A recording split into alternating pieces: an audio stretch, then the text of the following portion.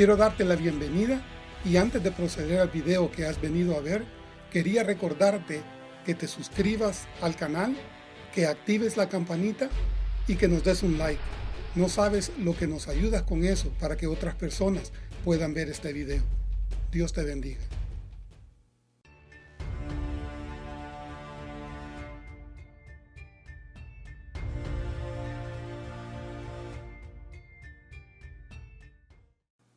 Durante el año 2019, se reportó un aumento sorprendente en casos de persecución de cristianos alrededor del mundo. Quiero que este día definamos la palabra persecución. Represión, maltrato, tormento, acosamiento, acción de perseguir o insistencia en hacer daño. Proviene de la palabra latina persecutio, acción o efecto de perseguir hasta alcanzar. Corea del Norte, Afganistán y Pakistán permanecen entre los 5 primeros lugares donde ser cristiano es extremadamente peligroso. Pero el aumento de los ataques de extremistas hindúes en la India y las nuevas leyes duras en China han hecho que los creyentes en los 2 países más poblados del mundo enfrenten niveles de persecución extrema y muy alta respectivamente.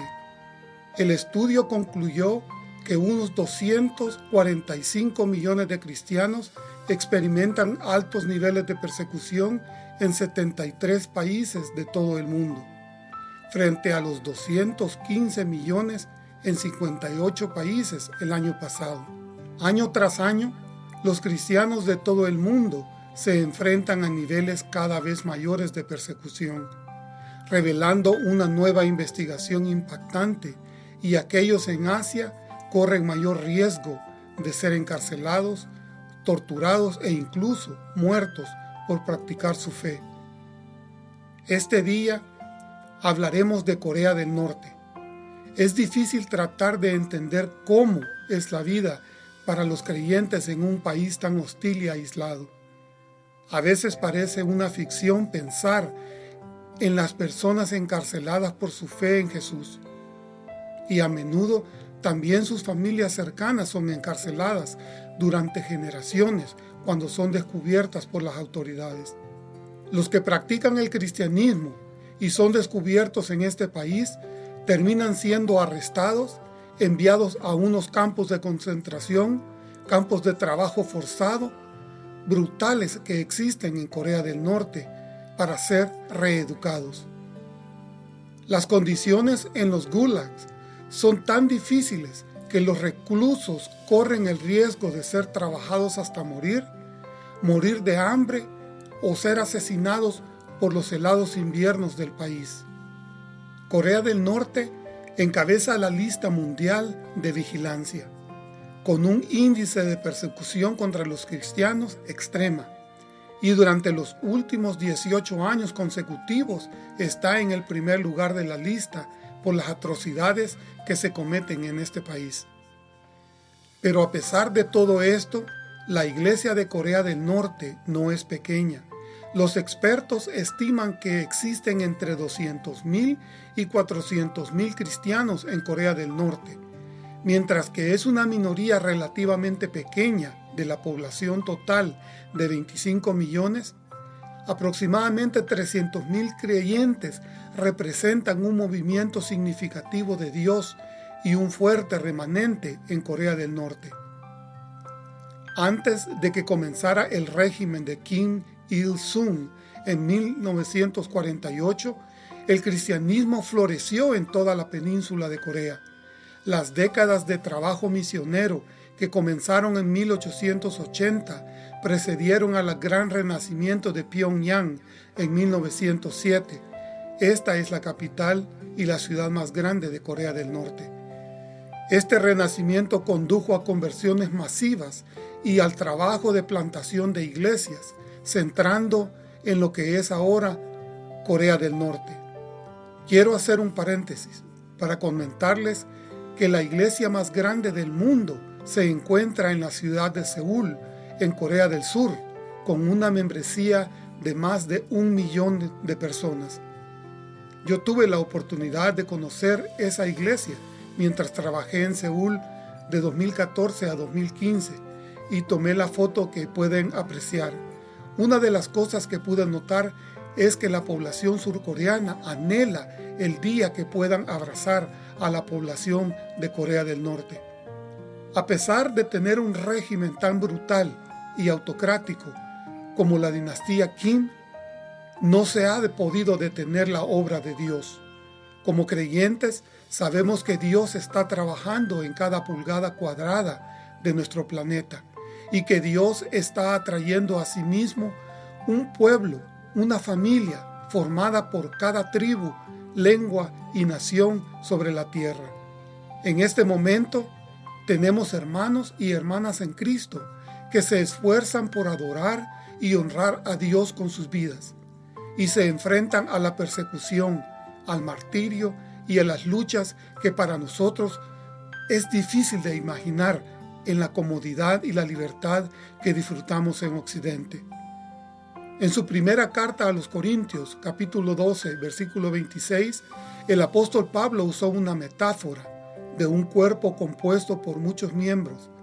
Cada seguidor de Cristo es una parte integral, unida como una sola, y como Pablo nos dijo, si uno de los miembros sufre, los demás comparten su sufrimiento.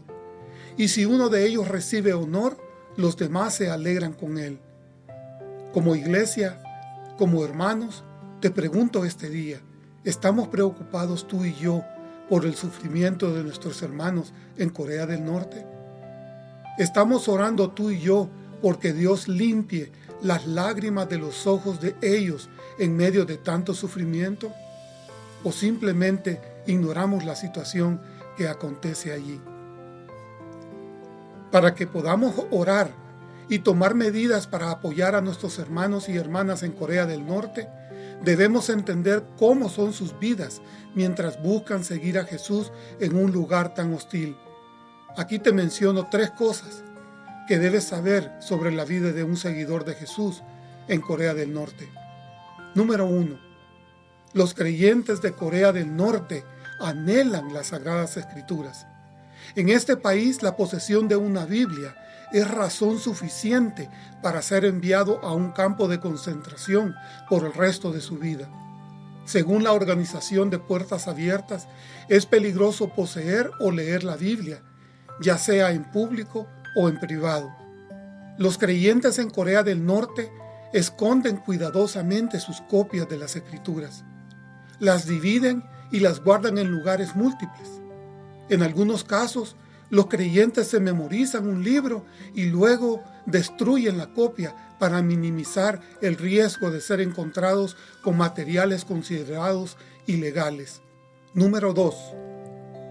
Los creyentes norcoreanos viven en constante temor en todas las áreas de sus vidas. Enfrentan persecución tanto en el ámbito público como privado de sus vidas. Esta intrusión en su vida privada incluye la vigilancia electrónica de mensajes y correos electrónicos, pero no se detiene allí. Corea del Norte tiene un régimen integral para monitorear e informar sobre sus temas, llamado Inminbang. Los creyentes en Corea del Norte enfrentan un temor constante que amigos, conocidos, incluso miembros de la familia, los denuncien en sus actividades religiosas a los Inminbang. Hay historias de familias que desertaron juntas solo para descubrir que tanto el esposo como la esposa seguían a Jesús en secreto. El poder de vigilancia del Estado entra en el hogar y separa a las familias. Número 3. Muchos creyentes norcoreanos enfrentan detenciones arbitrarias, a veces de por vida. De los 300,000 creyentes en Corea del Norte, casi una cuarta parte están en prisión por su fe. Estamos hablando de aproximadamente 75,000 creyentes. Cuando las autoridades norcoreanas encuentran materiales religiosos prohibidos o sospechan que una persona es un cristiano practicante, esa persona es enviada inmediatamente a prisión. Esta prisión incluirá interrogatorios bajo tortura y aislamiento.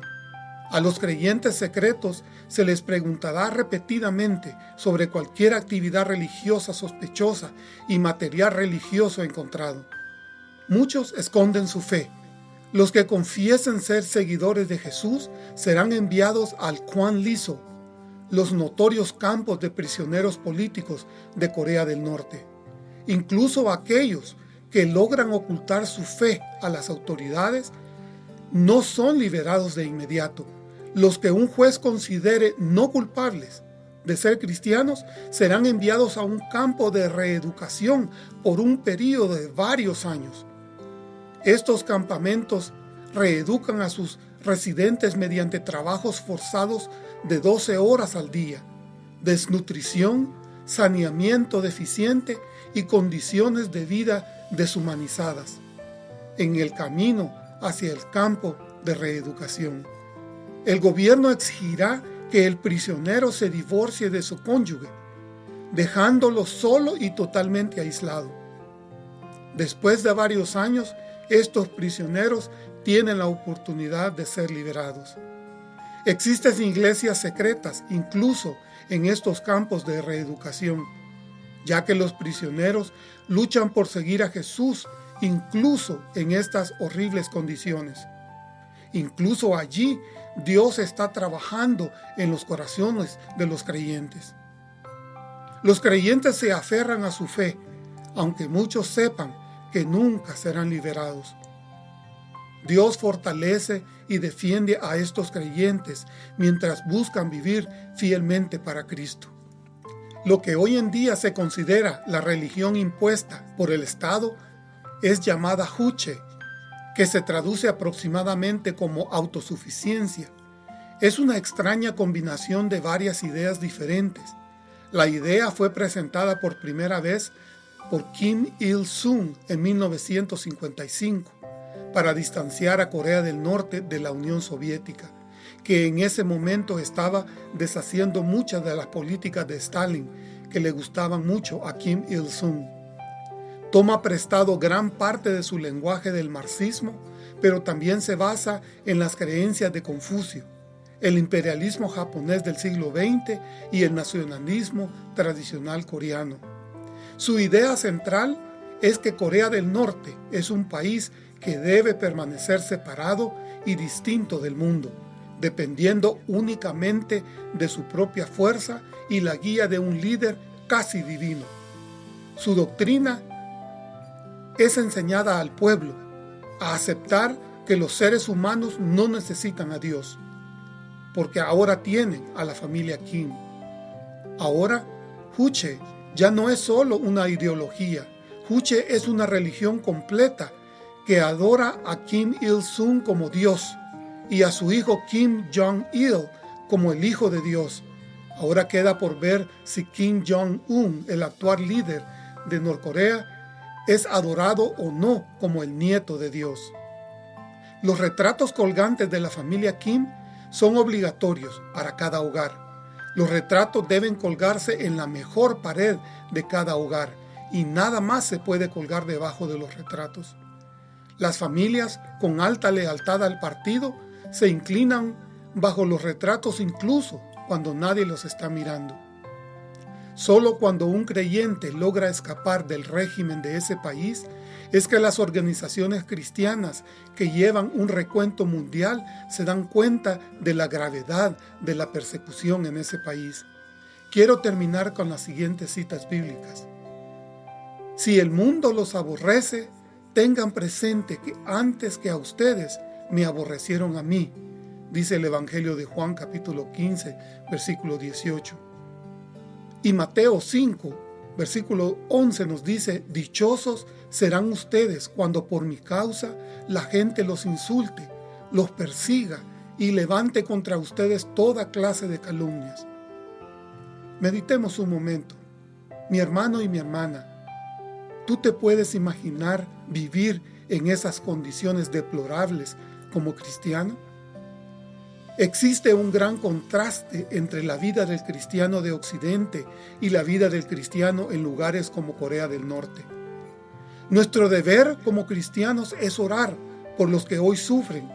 No se te olvide eso. Yo te invito a incluir a la nación de Corea del Norte en nuestras oraciones. Dios te bendiga.